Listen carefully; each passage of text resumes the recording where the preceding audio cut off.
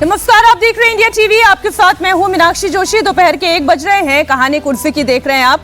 तमाम खास मेहमान इस वक्त हमारे साथ स्टूडियो में मौजूद हैं। हर्षवर्धन त्रिपाठी जी हैं, अनंत विजय जी हमारे साथ स्टूडियो में हैं। स्वागत आपका। अजीत द्विवेदी जी, बहुत स्वागत आपका भी। और सुमीर चौगांवकर जी। संसद का मॉनसून सत्र तो हंगामे की भेंट लगातार चढ़ता ही रहा। पिछला हफ्ता भी संसद में कोई कामकाज नहीं हो पाया। विपक्ष के हंगामे की वजह से संसद की कार्यवाही को स्थगित करना पड़ा। अगर एंटी पेपर लीक बिल को छोड़ दिया जाए तो जो बिल पास हुए भी वो बिना चर्चा के ही सदन से पास हुए हैं। अब मॉनसून सत्र के महज 4 दिन और बाकी है, यानी कि 10, 11, 12 और 13 अगस्त। कल सोमवार है। 13 अगस्त तक ही मॉनसून सत्र चलना है। संसद में गतिरोध बना हुआ है, तस्वीर आप देख ही रहे हैं। ऐसे में माना जा रहा है कि कल संसद में गतिरोध खत्म हो सकता है। गृह मंत्री अमित शाह कल संसद में मौजूद रह सकते हैं। सूत्र तो ये भी कह रहे हैं कि कल संसद में 4 बिल पेश होंगे, जिसमें 2 बिल केरल को केरलम करने वाला और सहकारिता से जुड़ा हुआ बिल है। खुद गृह मंत्री अमित शाह इसे पेश करेंगे। माना जा रहा है कि इस दौरान गृह मंत्री अमित शाह विपक्ष के सवालों का जवाब भी देंगे। इसके अलावा एक और बिल है, कानून मंत्री अर्जुन राम मेघवाल पेश करेंगे। और सूत्रों से ये जानकारी मिल रही है कि सरकार एफसीआरए और परिसीमन बिल को कल संसद में पेश नहीं करेगी। एफसीआरए बिल को लेकर कांग्रेस का कहना यह है कि अगर यह बिल संसद में आया तो उनकी पार्टी इसका विरोध करेगी, ये तो तय है।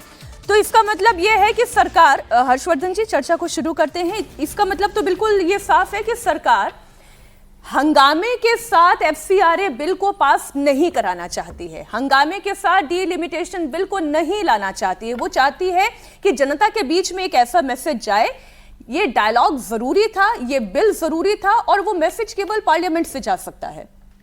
देखिए मीनाक्षी, सबसे पहले तो ये कि सरकार परिसीमन के मुद्दे पर सदन में हार चुकी है। मोदी सरकार के कार्यकाल में ये पहली बार हुआ था और उसके बाद सरकार नहीं चाहेगी कि दोबारा किसी मसले पर वो हारती हुई दिखे या हार जाए। तो सबसे पहली बात, गंभीर बात यह है। और उसके चक्कर में तो सोचिए ना कि क्या क्या हो रहा है। एनसीपीआई बन जा रही है, जाने क्या क्या हो रहा है। अभी मैं खबर पढ़ रहा था कि पवार साहब के भी सांसद सब मिलने जा रहे हैं। एक सांसद वाली अकाली दल भी फिर से फोल्ड में आ रही। तो एक तरह से कहें कि सरकार वो हर कोशिश कर रही जिसमें उसके नंबर दुरुस्त हो जाए। फिर भी नंबर पूरे नहीं पड़ रहे हैं, अभी थोड़ी मुश्किल है। ऐसे में अगर एक विरोध का वातावरण बना रहेगा तो हो सकता है कि अपने पास जो लोग हैं वो भी छिटक जाएं। भाई आप सहमति बनाने की कोशिश कर रहे हैं तो विपक्ष में जो पार्टियां हैं जो इस पर साथ आ सकती हैं वो कब आएंगी? जब सदन बिल्कुल शांत हो, सदन अच्छी स्थिति में चल रहा हो और उसमें जब बात करेंगे तो हो जाएगा। दूसरा इसका पहलू है, ये बिल ऐसे हैं कि सरकार जब लेके आएगी तो सदन तो शांत हो ही जाएगा। ये हमेशा रहा है कि विरोध चलता रहता है। जब कोई भारी बिल आता है, जब कोई भारी बहस आती है तो सब शांत होते हैं, क्योंकि सबको तो अपनी बात कहनी। लेकिन मूल बात क्या है? क्या जो ये परिसीमन और एफसीआरए का बिल है जिस पर इतने लंबे समय से चर्चा हो रही है, देश के लोगों को यह पता नहीं होना चाहिए कि देश के आनुपातिक प्रतिनिधित्व के मूल सिद्धांत जो संविधान ने दिया था उसका हनन इतने वर्षों से हो रहा था? क्या देश के लोगों को यह नहीं पता होना चाहिए कि मेधा पाटकर जैसी फर्जीवाड़े वाली जो आंदोलनकारी महिलाएं हैं, इन्होंने बरसों बरस गुजरात के किसानों को पानी तक नहीं लेने दिया, नर्मदा उसका बांध का विरोध करके? वो कौन से एनजीओ थे जो आते थे और वहां से फंडिंग से जाके रिपोर्ट करते थे, बड़े बड़े लोग उसको लिखते थे। बाद में हालांकि अच्छी बात है, सबको समझ में आया कि सब गड़बड़ हो गया। मुझे लगता है कि सरकार को ये और थोड़ा बेहतर तरीके से सदन में जो कुछ होगा उससे पहले और उसके बाद भी देश को बताना चाहिए। लेकिन मल्लिकार्जुन खड़गे कांग्रेस पार्टी का स्टैंड तो बिल्कुल क्लियर कर ही चुके हैं। उन्होंने कहा है कि एफसीआरए बिल अगर आता है पार्लियामेंट में तो उनकी पार्टी इसका विरोध करेगी किसी भी सूरत में। आप सुनिए उनका बयान। देखो, एफसीआर के बारे में हम तो अपोज करने वाले हैं। एक दूसरी चीज, ऑल पार्टी मीटिंग हम बुला के, जो हमेशा फ्लोर लीडर की मीटिंग होती है, बुला के निर्णय लेंगे कल। ये जो कांग्रेस पार्टी का स्टैंड है, अनंत जी, क्यों ये स्टैंड है? एफसीआरए बिल अगर आता है तो जो फाउंडेशन पैसा दे रहे हैं, सही नियत से दे रहे हैं, वो तो देते ही रहेंगे, और नियम क्यों नहीं दुरुस्त होने चाहिए? देखिए, अगर कांग्रेस की स्थिति को समझना है तो हमें यूपीए सरकार के दौरान बनाए गए नेशनल एडवाइजरी काउंसिल को देखना पड़ेगा, जिसकी अध्यक्ष सोनिया गांधी थी, और उसके गठन में जिस प्रकार के लोगों की भूमिका रही है उसको भी समझना पड़ेगा। वो सारे लोग में अधिकतर जितने लोग थे सब एनजीओ से जुड़े हुए लोग हैं, और ये जो एफसीआरए बिल आ रहा है ये इस लिहाज से थोड़ा, जो अभी तो शायद लोगों ने देखा भी नहीं है उसको, लेकिन जिस प्रकार के संकेत मिल रहे हैं या जिस प्रकार के संशोधन पिछले 10 वर्षों में 5 संशोधन किए गए उसमें, उसके हिसाब से मुझे लगता है कि इसमें जो सबसे बड़ी बात है वो ये है कि एडमिनिस्ट्रेटिव कॉस्ट जो पहले कोई सीमा नहीं थी उनकी, या बहुत उच्च सीमा पर जाके एनजीओज कर सकते थे, मसलन कि अगर आप शिक्षा के लिए आपको धन मिल रहा है या सिविल सोसाइटी में को मजबूत करने के लिए या मतदाताओं की संख्या बढ़ाने के लिए अगर 200 करोड़ रुपए की को सहायता मिल रही है, तो उसमें क्या होता था पहले कि एडमिनिस्ट्रेटिव खर्चे दिखा के अगर 200 करोड़ रुपए तो उसमें एडमिनिस्ट्रेटिव खर्चा कई बार 100 करोड़ तक, मतलब 50% तक पहुंच जाता था, और एडमिनिस्ट्रेटिव कॉस्ट के नाम से पैसे को दूसरे चीज़ों में लगाया जाता था, सेमिनार करने में, धरना प्रदर्शन करने में। तो अब क्या किया कि सरकार ये इस बिल में, जो आने वाला बिल है उसमें जो संकेत हैं वो इस प्रकार के हैं कि 10% तक अधिकतम आप प्रशासनिक कार्यों के लिए खर्च कर सकते हैं। प्रशासनिक कार्य क्या है? आप उसके लिए ऑफिस बनवा सकते हैं, उसके लोगों की सैलरी दे सकते हैं, और वो जो तमाम चीज़ें प्रशासन से जुड़ी होती है वो कर सकते हैं। अब इससे सबसे बड़ा संकट ये हो जाएगा कि जो धन आएगा उसको अन्य किसी चीज़ में खर्च करने में तमाम एनजीओ को दिक्कत आएगी। मसलन अगर धर्म के प्रचार के लिए आ रहा है तो धर्मांतरण में उसको नहीं दिया जा सकेगा, और आपने धर्मांतरण में खर्च नहीं किया इसका प्रमाण आपको सरकार को देना पड़ेगा। तो मुझे लगता है इन सब चीज़ों को देखते हुए एनजीओ को, और जो माओवाद के ख़त्म होने का सबसे बड़ा कारण मैं जिसको देखता हूँ वो इस तरह की जो राशि विदेशों से आती थी कि वनवासियों के क्षेत्र में जाके उनके उत्थान के लिए, उनकी शिक्षा के लिए, उनके स्वास्थ्य के लिए, उनके रोजगार के लिए जिस प्रकार के धन खर्च किए जाते थे, और प्रशासनिक कॉस्ट के नाम पर वो धन माओवादियों तक पहुंचता था, उनके आंदोलन को उग्र रूप देने के लिए या चलाने के लिए, या पता नहीं किस चीज में खर्च होता था। तो इस पर लगाम लगने से जो इस प्रकार एनजीओ का इकोसिस्टम है, जो मोटे तौर पर कांग्रेस पोषित और कांग्रेस समर्थित एनजीओ हैं, उनको बड़ी परेशानी हो रही है। तो कांग्रेस का स्टैंड तो बिल्कुल ठीक है, वो अपने समर्थकों के पक्ष में ऐसी बात करेंगे ही, लेकिन मीनाक्षी जी मुझे लगता है कि ये एफसीआरए बिल राष्ट्रहित में है, क्योंकि अब तो अमेरिका का भी एक स्टेट है, नाम भूल गया मैं उसका, उसने कहा है कि गवर्नमेंट टू गवर्नमेंट हम सीधा अगर डील करना भारत सरकार चाहती है तो हम उसके लिए तैयार हैं। बीच में ये एनजीओज को लाने के लिए अब सरकारें भी उत्सुक नहीं हैं। तो देखते हैं कल क्या होता है, सोमवार को किस प्रकार। अजीत जी, अभी अमेरिका की बात जो लेकर आए अनंत जी, अमेरिका का स्टैंड तो ये भी है कि उनको इस बात का डर सता रहा है कि अगर सरकार ये बिल लेकर आ गई तो फिर उनकी तरफ से जो फंड आ रहा था, उनके अपने एजेंडे से जो आ रहा था, वो फिर कैसे होगा? नहीं, ये बात तो है ही, लेकिन अब जितनी बातें अभी अनंत जी ने कही जो है वो एनजीओज का एक पहलू है, उसको लेकर के हम लोग पहले भी चर्चा करते रहे, और देश की राष्ट्रीय सुरक्षा, सामाजिक सुरक्षा और इन सब चीज़ों को लेकर के उससे चैलेंजेस खड़े होते थे, वो एक थ्रेट था, वैसे कई चीज़ें थी। लेकिन ऐसे एनजीओ बड़ी संख्या में अपने आप उनके एफसीआरए के लाइसेंस समाप्त हो गए हैं। इस देश में 14,000 के करीब एनजीओज के जो एफसीआरए लाइसेंस थे वो या तो निरस्त हो गए, निरस्त कर दिए गए, या वो वापस आए ही नहीं अपना रिन्यू कराने। तो 24-25 हज़ार के करीब या 30 हज़ार, उसके हमको लगता है कि उससे ज़्यादा ही रहे होंगे। 14-15 हज़ार बंद हो गए, आए नहीं, अपना रिन्यू नहीं कराया। अभी कुछ जो बचे हुए हैं, जितने एनजीओज बचे हुए हैं, उनको मॉनिटरिंग का आपको एक सिस्टम बनाना है। बाहर का फंड आना बंद कर देना उसका समाधान नहीं हो सकता है, और ये मकसद भी नहीं है सरकार का कि हम बाहर से जो फंड आ रहे हैं उनको बंद कर दें, क्योंकि उनका हम लोगों की इकोनॉमी में भी एक बड़ा योगदान रहता है। और अभी देखिए ना, अभी कितने महत्वपूर्ण ढंग से या कितने मुखर ढंग से ये बताया गया कि जो दरबार साहिब है, अकाल तख्त है, उसके लिए जो उसका एफसीआरए का लाइसेंस है उसको रिन्यू किया गया। तो ऐसी संस्थाओं को भी एफसीआरए के जरिए पैसा आता है। तो उस पैसे को बंद करना मकसद नहीं है, रेगुलेट करने की बात है। तो आप रेगुलेट करने के लिए भारत के पास बहुत सारे कानून हैं, इस कानून में भी बहुत सारे प्रोविजंस किए गए हैं। जो आपत्ति का सबसे बड़ा कारण है, उस पर सबसे ज्यादा चर्चा हुई भी है, कि वो ये है कि सरकार संपत्ति, आप एफसीआरए का इस्तेमाल करके जो बनाएंगे संपत्ति, उसको सरकार जब्त कर लेगी। अब ये काम करने के क्रम में जो एनजीओज हैं वो अपना इंफ्रास्ट्रक्चर बनाते हैं। अब उस इंफ्रास्ट्रक्चर को जब्त कर लेना, ये क्या कोई समाधान हो सकता है कि उसको आप रेगुलेट कर रहे हैं, उसका पैसा सही जगह खर्च हो, वो तो ध्यान रखना जरूरी है। लेकिन कई एनजीओज हैं, हम लोग सब लोग जानते हैं इस देश में, और कई एनजीओज हैं जिनका बहुत बढ़िया काम रहा है, कई धार्मिक संगठन है जिनका बहुत अच्छा काम रहा है, सामाजिक संस्थाएं हैं जो काम अच्छा करती हैं, उनकी संपत्ति जब्त कर लेना, ये एक हमको लगता है कि वो सबसे ज्यादा एक जो कंटेंसस प्रोविजन है इस बिल का, हाँ। वो है इसी की वजह से। आप देखिए ये बिल कब आया था, पहली बार जब इस बिल को सरकार लेकर के आई, जिस समय ये बिल की चर्चा हुई, उसके तुरंत बाद रोक दिया सरकार ने इस बात को, केरल के चुनाव होने थे, तो सरकार भी एक किसी ना किसी तरह से तो पॉलिटिकल एंगल इसमें देख रही थी ना उस बात को। अगर कांग्रेस भी अपना कोई पॉलिटिकल एंगल देख रही है तो ये तो राजनीति की बात है, दोनों देखेंगे इस बात को। नहीं, लेकिन मैं अब इसका एक पॉलिटिकल साइड केवल सिर्फ इस बिल के आधार पर नहीं चर्चा करना चाह रही हूँ।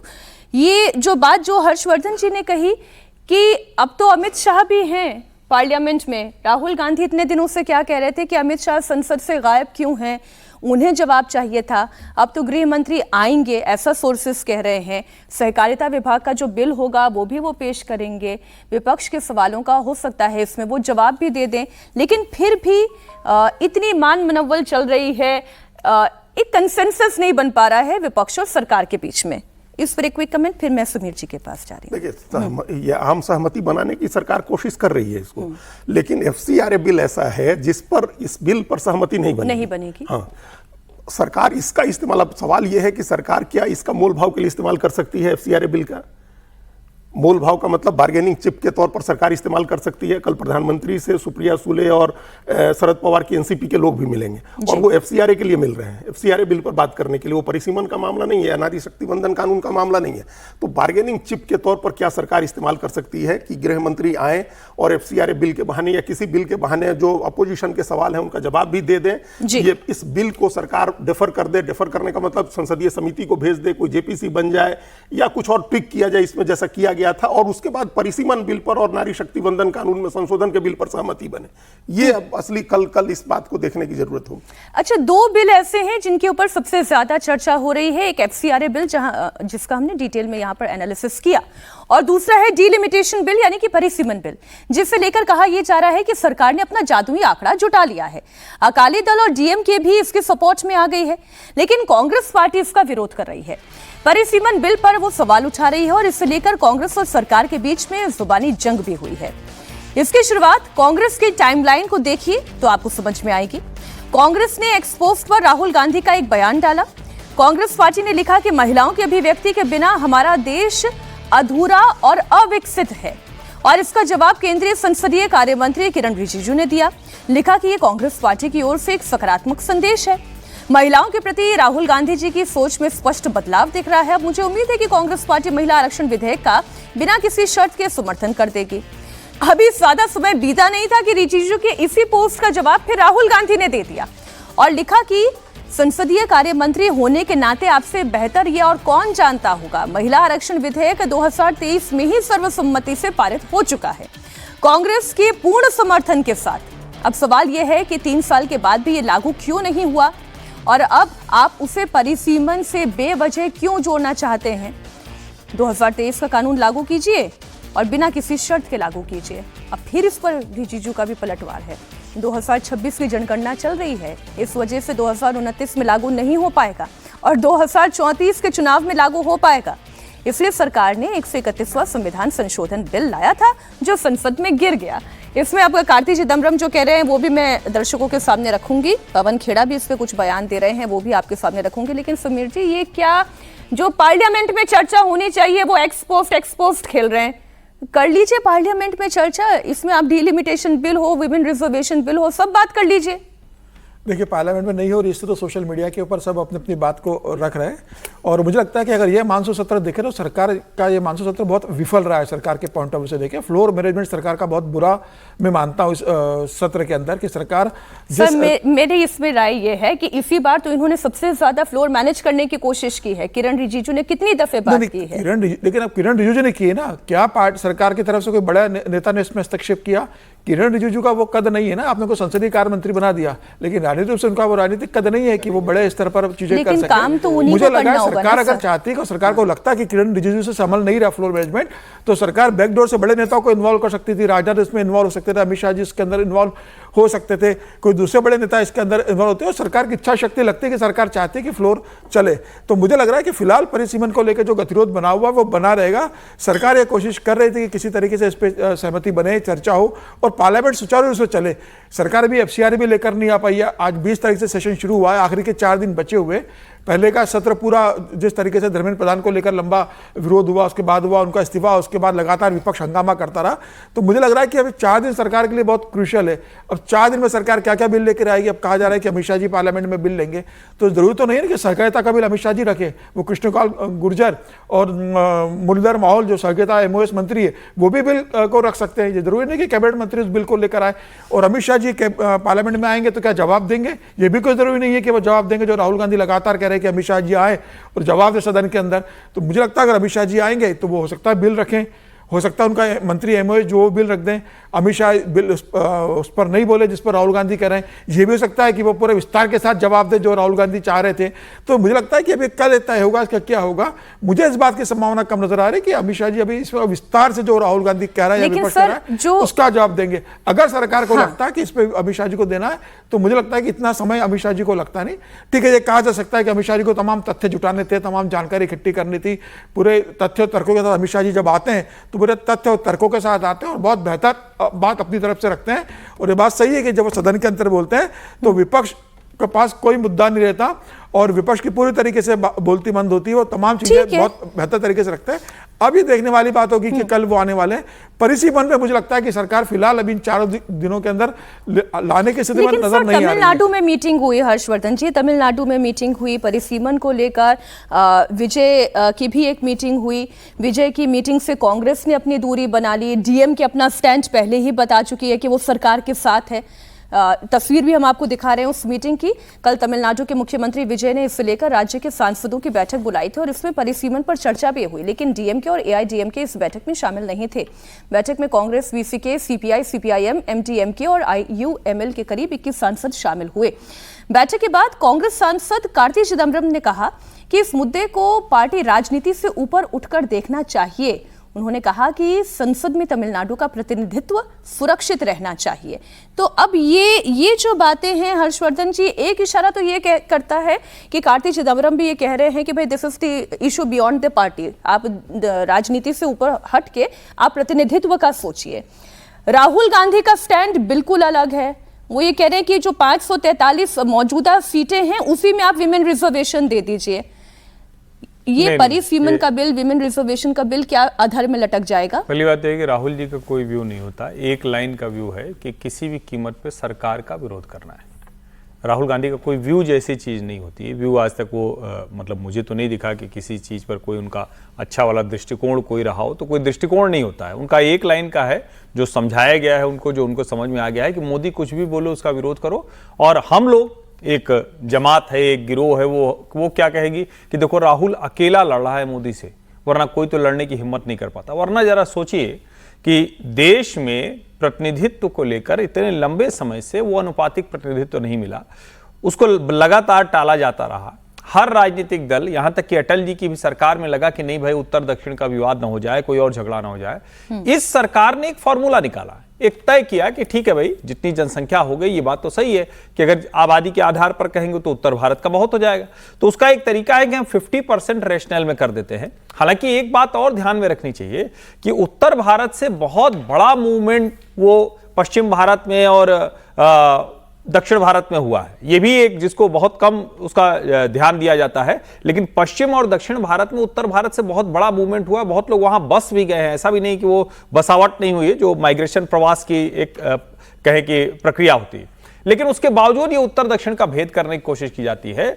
DMK को लग रहा है कि भाई विजय के साथ राहुल चले गए, हमें वहां के लोग क्या बता रहे हैं, ये बताना है कि देखो 39 सीट थी, तुम ऐसे जाते तो कितनी सीटें पाते। अब हमारे इस फॉर्मूले पर हम साथ जा रहे हैं सरकार के, तो तमिलनाडु से ज्यादा सांसद चुनकर जाएंगे। तमिलनाडु की विधानसभा ज्यादा लोगों के साथ आएगी, तो लाभ किसको होगा? जाहिर है डीएमके को लगता है कि हम यहां रहेंगे।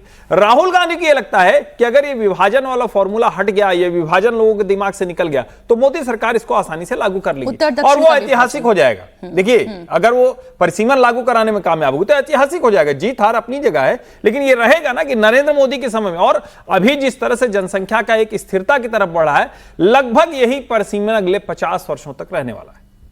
ये भी आप समझिए, इसको आप, ये सामान्य परिसीमन नहीं होगा, ये ऐतिहासिक परिसीमन होगा, इसको भी समझना चाहिए। तो फिर पेच कहां पर फंसा हुआ है अनंत जी? ये पेच क्यों नहीं सॉल्व हो पा रहा है? डीएमके भी कुछ शर्तों के साथ राजी हो गई है, अकाली को आप साथ लेकर आ गए हैं, एनसीपीआई तो वैसे भी साथ ही है, नहीं? तो फिर पेच कहां फंसा है? देखिए, मुझे लगता है कि ये पेच राजनीति का फंसा हुआ है। ये जो अभी हर्षवर्धन जी कह रहे थे ना कि ऐतिहासिक बिल है, तो अब ऐतिहासिकता का श्रेय गांधी परिवार के अलावा इस देश की राजनीति को किसी को मिल जाए, ये तो ठीक नहीं है ना। ये तो उचित नहीं है भाई। इतने प्रधानमंत्री उनके परिवार से हुए, इतने दिनों तक उन्होंने देश की सेवा की, दो मतलब प्रधानमंत्री पद पर रहे, एक प्रधानमंत्री पद पर और एक पद से उतरने के बाद उन्होंने शहादत दी। इतनी देश के लिए इतनी सेवा करने के बाद अगर कोई ऐतिहासिक विषय नरेंद्र मोदी के खाते में चला जाए, तो ये, इस पर तो विरोध करना उनका हक है, वो वाजिब है। बीच में बोलना उचित नहीं होता, लेकिन एक उस पर ऐतराज है। आपने कहा कि शहादत दी, किसके लिए सर? आतंकवाद का शिकार हुए, आतंकवादियों ने उनकी हत्या की, जो इसको कोई देशवासी बर्दाश्त नहीं कर सकता है, लेकिन शहादत किसके लिए दी?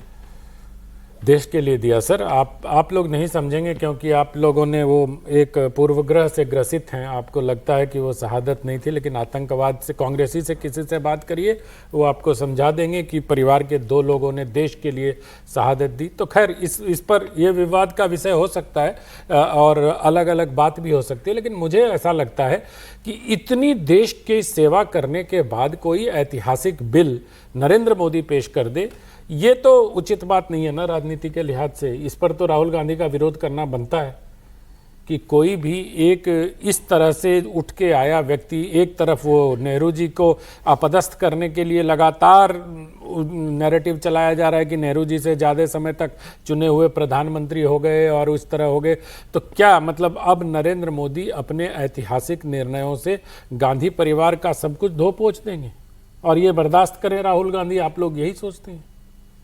ऐसा तो संभव नहीं है ना। अगर वो राजनीति कर रहे हैं तो अपनी इस राजनीति को आगे बढ़ाने के लिए वो विरोध कर रहे हैं।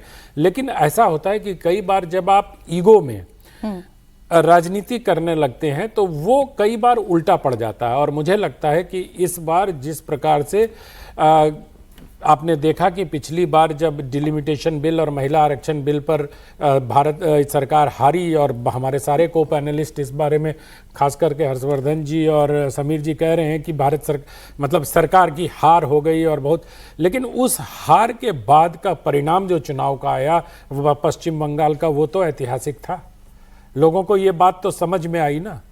तो मुझे लगता है कि राहुल गांधी अपना प्रयास करते रहेंगे और भारतीय जनता पार्टी भी, चूंकि ये ऐतिहासिकता की ओर बढ़ा हुआ एक कदम है, इसमें एक देश की भविष्य, मतलब देश का जो राजनीतिक लैंडस्केप है वो चेंज होने वाला है, इसलिए भारतीय जनता पार्टी भी प्राणपण से जुटेगी। और मुझे तो लगता है कि मंगलवार बुधवार में से किसी दिन ये बिल आ सकता है संसद में, और अगर संभव हुआ, और संभव क्या, वो तो अगर सत्ता पक्ष चाहे तो संभव हो ही जाता है, तो संसद का समय भी 1-2 दिन बढ़ा, क्योंकि इस बार मुझे लगता है कि डिलिमिटेशन पर इतनी तैयारी के बाद भी अगर सरकार पीछे कदम खींच लेती है तो फिर तो ये एक तरीके से बहुत आगे जा, कहाँ रुकेगा फिर मुझे पता नहीं, क्योंकि वो फिर संभव हो नहीं पाएगा। तो जितना गुणा भाग अजीत जी करना था उतना गुणा भाग तो हो चुका है, अब इसके बाद और क्या गुणा होगा ये समझ नहीं आता। लेकिन वो विभाजन तो अभी भी मत का दिखाई दे रहा है, एक कंसेंसस नहीं है, इसलिए ये बिल नहीं आ रहा है। अब एक डेटा जो जरा हमारे पैनल डायरेक्टर जरा चला दें, वो डेटा, इसमें समाजवादी पार्टी, कांग्रेस पार्टी, उसमें कितना महिला सांसदों का प्रतिनिधित्व है और फिर कितनी महिला सांसद उसमें जुड़ जाएंगे। अब देखिए अभी की जो मौजूदा स्थिति है, 86 पुरुष सांसद और महिला सांसद की संख्या देखिए 13, मात्र 13 है। इसी को तो ठीक करना है, क्या ये कांग्रेस पार्टी नहीं समझ पा रही ये हर है? पार्टी केवल का कांग्रेस आंकड़ा की नहीं, समाजवादी पार्टी और आप बीजेपी को भी देखेंगे तो वही है। वही होगा। देखिए अब इसमें हम अनंत जी की बात या हर्षवर्धन जी की बात को काटना नहीं चाहते हैं, लेकिन ऐतिहासिक काम तो हो चुका है ना, बिल तो पास हो चुका है और कांग्रेस ने सपोर्ट किया था। 2023 में जब नई संसद भवन की नई इमारत है उसमें पहला बिल यही आया था, नारी शक्ति वंदन कानून आया था और उसको सभी पार्टियों ने एक राय से समर्थन देकर के बिल को पास करा दिया 2023 में। अब ये हमारी जानकारी में पहली बार हो सकता है कि अनंत जी और हर्षवर्धन जी या समीर जी करेक्ट करें, एक ऐसा कानून बना कि 3 साल में लागू नहीं हुआ और उसको संशोधित किया जा रहा है। असली कंट्रोवर्सी है नारी शक्ति वंदन कानून के संशोधन का मामला है मीनाक्षी जी। परिसीमन बिल तो साधारण बिल है, वो तो आपको सदन में उपस्थित सदस्यों की सामान्य संख्या से सामान्य बहुमत से पास हो जाएगा और परिसीमन तो 2009 में हुआ ही था। तो परिसीमन कोई मसला नहीं है। परिसीमन बिल जो है सामान्य बिल है और परिसीमन के 2 बिल थे, एक केंद्र शासित प्रदेशों के लिए और एक बाकी प्रदेशों के लिए 2 बिल थे। 3 बिल आपको ध्यान होगा कि 16 अप्रैल को पेश किया गया था। एक नारी शक्ति वंदन कानून में संशोधन का बिल था और 2 परिसीमन के बिल थे। परिसीमन का बिल साधारण बहुमत से पास होना है और जो नारी शक्ति वंदन कानून है जो 131वां संशोधन कानून है उसके लिए 2/3 बहुमत चाहिए और आधे राज्यों से समर्थन, उसको विशेष बहुमत की जरूरत है। और उसमें 2 चीजें बहुत स्पष्ट हैं, साधारण बहुमत टोटल का मतलब 273 से संख्या कम नहीं होनी चाहिए और उपस्थित सदस्यों के 2/3 बहुमत से पास होना चाहिए उस बिल को। तो ये पहले ये कानून बन चुका है, अब इंप्लीमेंटेशन पहले करना है सरकार को, इसलिए सरकार एक संशोधन का बिल ले आ रही है। पहले जो कानून 2023 में बना था उसको पढ़िए, उसमें कहा गया है कि जनगणना होगी और जनगणना के आंकड़ों के आधार पर परिसीमन होगा और उस परिसीमन में से 1/3 सीटें आरक्षित की जाएंगी। संशोधन यह है कि जनगणना का क्लॉज उसमें से हटा दिया जाए और जनगणना का क्लॉज हटा करके पहले की जनगणना के आंकड़ों के आधार पर ही परिसीमन किया जाए। यह है कंट्रोवर्सी का मामला। कांग्रेस क्यों इसका विरोध कर रही है वो समझ में आने वाली बात नहीं है, क्योंकि जब कांग्रेस ने पहले समर्थन किया है तो ये नियम 2034 से लागू हो या 2029 से लागू हो, उसे क्या फर्क पड़ना है। ठीक है, 2029 से अगर लागू होता है, सरकार ये कह रही है कि हम 2011 के जनगणना पर या डीएमके के लोग जैसा कह रहे हैं कि 1971 की जनगणना को आप लॉक करें, उसी के आधार पर लॉक करके अगर सीटें बढ़ जाती हैं और उसमें से 1/3 सीटें महिलाओं के लिए आरक्षित हो जाती हैं तो इसका विरोध नहीं किया जाना चाहिए। ये कांग्रेस को इसका समर्थन करना चाहिए और ये कह के कि हमने पहले समर्थन किया हुआ है और अभी भी हम समर्थन कर रहे हैं, ये कांग्रेस को समर्थन करना चाहिए इसका। अब ठीक आप भी बोल लीजिए। बात एक ही आने वाली है मुझे लग रहा है। अनंत जी आप बोलिए। मैं सिर्फ इतना कहना चाह रहा हूं, अजीत जी ने बहुत विस्तार से इसकी चर्चा की, लेकिन जो एक तो संसद में अगर किसी कानून में कोई कमी रहती है तो उसको संशोधित करने का संवैधानिक प्रावधान है, उसी प्रावधान के तहत ये लाया गया है। दूसरी बात, जो नारी शक्ति वंदन अधिनियम 2023 में पास हुआ उसमें ये लिखा गया था कि सीटों की संख्या 1/3 तभी रिजर्व की जाएगी और उसका आधार प्रकाशित जनगणना के आंकड़े होंगे। तो ये मैं कह रहा हूं, तो प्रकाशित जनगणना के आंकड़े के हिसाब से अभी आपको 2011 के हिसाब से करना पड़ेगा।